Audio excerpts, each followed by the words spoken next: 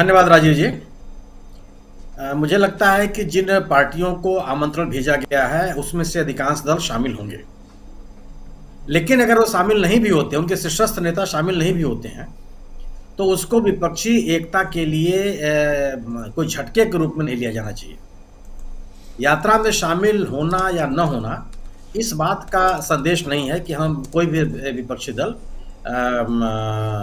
एकता नहीं या एकत्रित होकर के, संगठित होकर के भारतीय जनता पार्टी से नहीं लड़ना चाहता, जी। क्योंकि उनके सामने भी चुनौतियां हैं।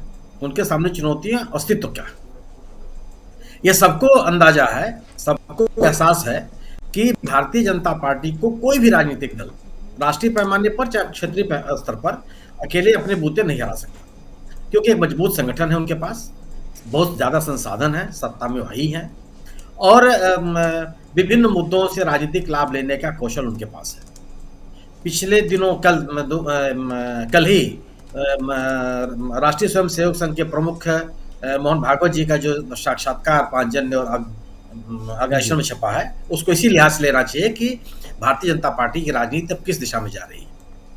अगर आपको इन चीजों से मुकाबला करना है तो निश्चित रूप से सभी विपक्षी दलों को एकजुट होना ही पड़ेगा।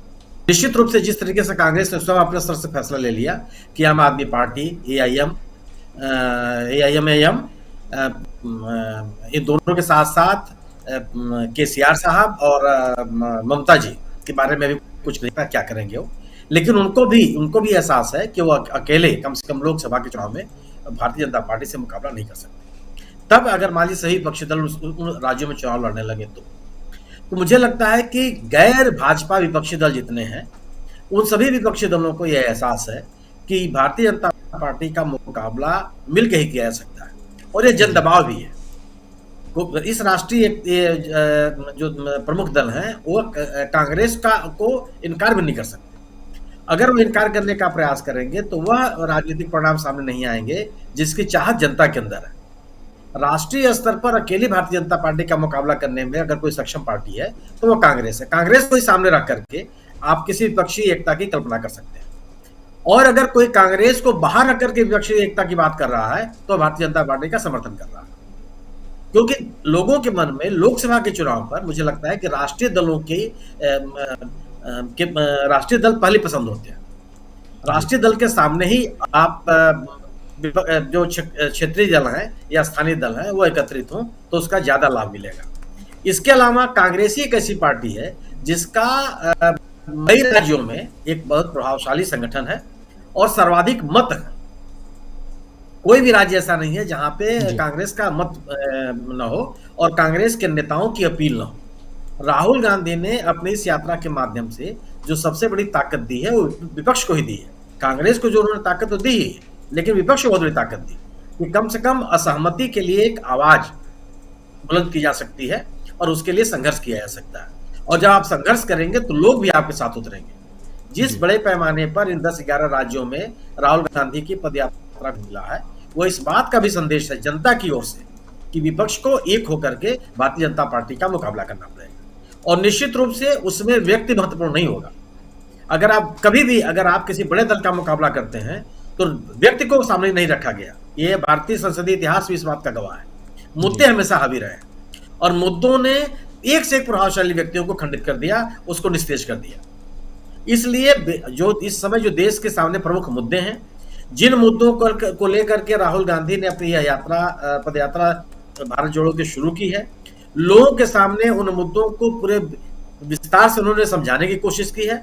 और जिस तरीके से रोजगार, महंगाई, भारतीय संघ के ऊपर हमले, लोकतांत्रिक संस्थाओं का कमजोर होना, देश की आर्थिक व्यवस्था का कमजोर होना, अर्थव्यवस्था का कमजोर होना, ये लोगों के मौलिक अधिकारों का हनन, ये तमाम जिन मुद्दों को लेकर के वो चले। और सबसे बड़ा जो उन्होंने संदेश देने की कोशिश की है वो है हेट्रेड की, जिस तरीके से घृणा बढ़ाने की विभिन्न वर्गों में और समुदायों में कोशिश की गई है, और इस मुद्दे को राहुल गांधी ने सामने रखा है। और जो जन समर्थन मिला है यह इस बात का संदेह है कि लोग मुद्दों पर विपक्ष के साथ खड़े हैं, विपक्ष के साथ खड़े होंगे, और भारतीय जनता पार्टी को चुनौती देने के लिए उनके मन में एक इच्छा शक्ति भी है।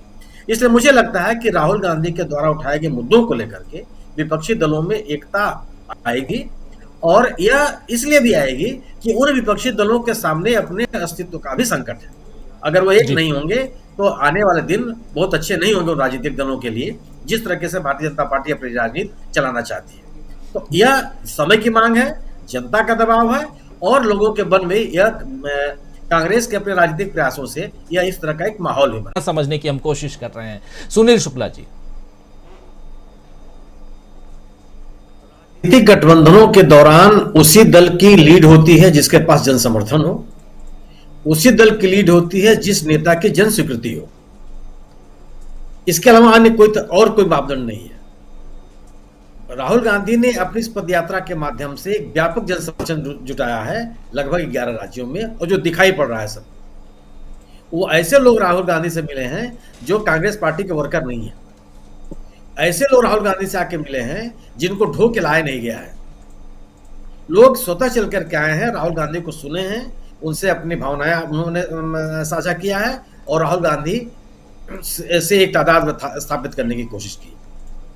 अब तक 2014 के बाद से जिस तरीके से विपक्ष को, खासतौर से कांग्रेस को खारिज करने की कोशिश की गई थी और मतदाताओं ने भी उनको खारिज किया था, उसके आधार पर कांग्रेस की ताकत नहीं थी कि वह किसी भी गठबंधन के लिए लीड ले सके। लेकिन अगर 2024 के चुनाव की बात है, उस चुनाव में कांग्रेस के अलावा कोई भी राष्ट्रीय दल इसमें लीड नहीं ले सकता, क्योंकि जो जन समर्थन लोगों का, राहुल गांधी की जो जन स्वीकृति, राहुल गांधी के द्वारा उठाए गए, यही तमाम चीजें जो होगी जो भारतीय जनता पार्टी के लिए चुनौती होगी। जी। जो आज 2023 की अगर आप बात कीजिए, 2023 के चुनाव में जिन राज्यों में चुनाव हो रहे हैं उनमें उन दलों की स्थिति नहीं बहुत प्रभावी नहीं है जिनको कल इस यात्रा के समापन के दौरान आमंत्रित किया गया है। मध्य प्रदेश में निश्चित रूप से समाजवादी पार्टी का भी असर है, बहुजन समाज पार्टी का भी असर है, लेकिन वो इतना बड़ा असर नहीं है जिसको लेकर के आप बहुत कोई विमर्श करें। कभी मायावती जी की सभाओं को मैंने देखा है मध्य प्रदेश में, बड़े पैमाने पर लोग आते हैं, लेकिन कितनी सीटें वो जीत पाती हैं।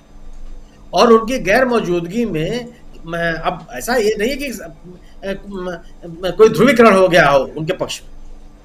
तो कांग्रेस भारतीय मध्य प्रदेश में, छत्तीसगढ़ में, राजस्थान में एक मजबूत पार्टी है और उसके पास व्यापक संगठन है, और निश्चित रूप से जो स्थानीय क्षेत्रीय दल हैं उनके साथ उनका तालमेल होता ही होता है। लेकिन ये जो बड़े दल हैं, जैसे जिन दलों को आमंत्रित किया गया है, वो दल तो उनकी बात अलग है, वो उनका इन राज्यों में कोई बहुत असर नहीं। लेकिन ये भी जान लीजिए कि राज्यों में चुनाव हैं, उन राज्यों के क्षेत्रीय दल अपने स्थानीय जनाधार को अपने बूते छोड़ने के लिए तैयार नहीं होंगे। अगर आप उम्मीद करते हैं कि कांग्रेस के छोड़ दे, व्यापक राजनीतिक असर को छोड़ दे, यह संभव नहीं होने वाला। वो तो अपने साथ रखे गए। राज्यों के चुनाव में, विधानसभाओं के चुनाव में जो राजनीतिक दलों का व्यवहार है वो लोकसभा के चुनाव में उससे इतर होगा। 2024 के चुनाव की जब हम बात करते हैं तो चाहे उत्तर प्रदेश की अगर आप बात करें तो राष्ट्रीय लोक, चाहे समाजवादी पार्टी और चाहे बहुजन समाज पार्टी यदि विपक्ष के साथ खड़ी होती है तो अभी तक जो उसका रवैया उसके बारे में आप कुछ कह नहीं सकते। कांग्रेस के साथ और किसी भी राजनीतिक दल को मुगालता नहीं होना चाहिए कि अगर विपक्ष के जनता के द्वारा किसी इनिशिएटिव को अगर उसने छोड़ने की कोशिश की तो अपने मतदाताओं को अपने साथ रोक लेने में सफल हो जाएगी। दिल्ली में क्या हुआ? दिल्ली में आम आदमी पार्टी ने अल्पसंख्यक मतदाताओं की अवहेलना की और मतदाता कांग्रेस दिखाई पड़ रही है, कांग्रेस चुनाव लड़ती हुई नहीं दिख रही है। लेकिन हुआ क्या? अल्पसंख्यक मतदाताओं ने एमसीडी के चुनाव में आम आदमी पार्टी को छोड़ दिया और कांग्रेस पार्टी को मतदान करने चले गए और नकल मतदान किया, जिताया भी। तो मतदाता भी अपने स्तर पर निर्णय लेगा। कोई अपने मतदाताओं को, अगर समाजवादी पार्टी के साथ कौन मतदाता है? जो भारतीय जनता पार्टी के खिलाफ है। राष्ट्रीय लोकदल के साथ कौन मतदाता है? जो भारतीय जनता पार्टी के खिलाफ है। और अगर भारतीय जनता पार्टी के खिलाफ कोई मुहिम बन रही है, उस मुहिम में आप खड़े नहीं होते हैं, तो आपको क्यों मुगलता ये होगा कि आपका मतदाता आपके साथ लगा रहेगा? विपक्ष का मतदाता भी तो कहीं ना कहीं अपनी जगह देखेगा वो। और अगर उसकी पार्टी सत्तारूढ़ दल के साथ दिखाई पड़ेगी तो वह क्यों वो अपने पार्टी के साथ जाएगा? क्या वह मतदाता बहुजन समाज पार्टी के साथ जाने के लिए तैयार होगा जिसके मन में यह भाव हो कि बहुजन समाज पार्टी भारतीय जनता पार्टी की मदद कर रही है, या कोई राजनीतिक हालात बने तो भारतीय जनता पार्टी की मदद कर देगी।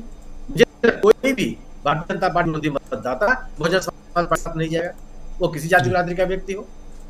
तो जो ये जो विपक्षी एकता की स्थिति है, मुझे लगता है कि उसके पीछे जनदबाव भी बहुत है।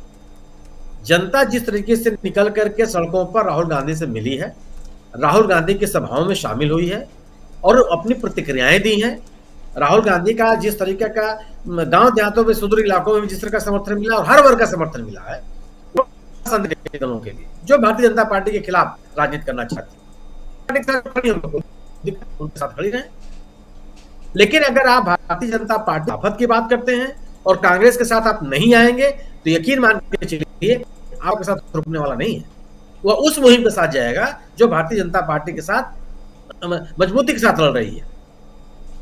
ये इसलिए मेरा मानना यह है कि जन दबाव जिस तरीके का राहुल गांधी ने तैयार किया है पूरे देश के पैमाने पर भारतीय जनता पार्टी के खिलाफ मुद्दों को लेकर के, उन्होंने अपने आप को आगे नहीं रखा, उन्होंने मुद्दों को लेकर के भारतीय जनता पार्टी के खिलाफ एक माहौल बनाया है। इस वातावरण में जो परिवेश बना है, उस राजनीति में भारतीय जनता पार्टी के खिलाफ राजनीति करने वालों के लिए, राजनीतिक दलों के सामने यह अपरिहार्य होगा कि वह कांग्रेस के साथ मिलकर के एक मजबूत विपक्ष बनावे और भारतीय जनता पार्टी का मुकाबला करें 2024 के लोकसभा के चुनाव में। और मुझे लगता है कि ये स्थितियां बनेगी। जी जी जी जी, क्या लगता है मीनू जी आपको कि ऐसी